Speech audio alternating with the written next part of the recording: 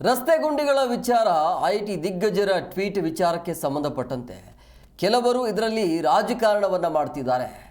Bengaluru image ಕೆಡಿಸಲು ಯಾರಿಂದಲೂ ಕೂಡ ಸಾಧ್ಯ ಆಗೋದಿಲ್ಲ, ಇದರಲ್ಲಿ ರಾಜಕಾರಣ ಮಾಡಬೇಡಿ ಅಂತ ಮೈಸೂರಿನಲ್ಲಿ ಗೃಹ ಸಚಿವ ಡಾಕ್ಟರ್ ಜಿ ಪರಮೇಶ್ವರ್ ಆಕ್ರೋಶವನ್ನು ಹೊರಹಾಕಿದರು.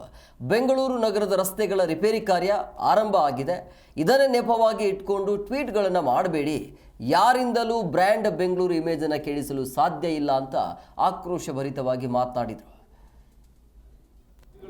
ನಿಮಗೆ ಜ್ಞಾಪಕ ಇರಬಹುದು, ಗ್ಲೋಬಲ್ ಇನ್ವೆಸ್ಟರ್ಸ್ ಮೀಟ್ ಮಾಡಿದ್ದು ನಾವು ಈ ವರ್ಷನೇ ಮಾಡಿದ್ದು 25ನಲ್ಲೇ.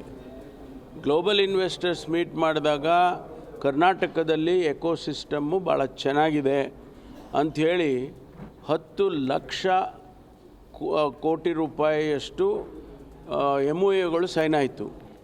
ಒಂದು ವೇಳೆ ಆ ರೀತಿ ಅಟ್ಮಾಸ್ಫಿಯರ್ ಇದ್ದರೆ ಅಥವಾ ಎಕೋಸಿಸ್ಟಮ್ ಇದ್ದರೆ ಅವರು ಅಷ್ಟೊಂದು ಬಂಡವಾಳ ಹೂಡಿಕೆ ಮಾಡೋದಕ್ಕೆ ಸೈನ್ ಮಾಡ್ತಾರಾ? ಇದು ನಿಜ.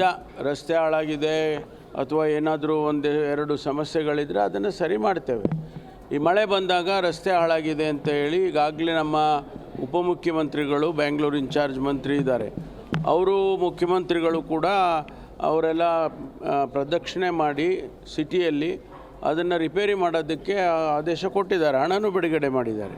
ಕೆಲಸ ನಡೀತಾ ಇದೆ. ಅಷ್ಟರಲ್ಲಾಗಲೇ ಕೆಲವರು ರಿಯಾಕ್ಷನ್ಸ್ ಮಾಡೋದಕ್ಕೆ ಪ್ರಯತ್ನ ಮಾಡ್ತಿದ್ದಾರೆ. ಇದು ರಾಜಕೀಯ ಕಾರಣ ಅಂತೇಳಿ ಅವರಿಗೆ ಅರಿವಿರಬೇಕು.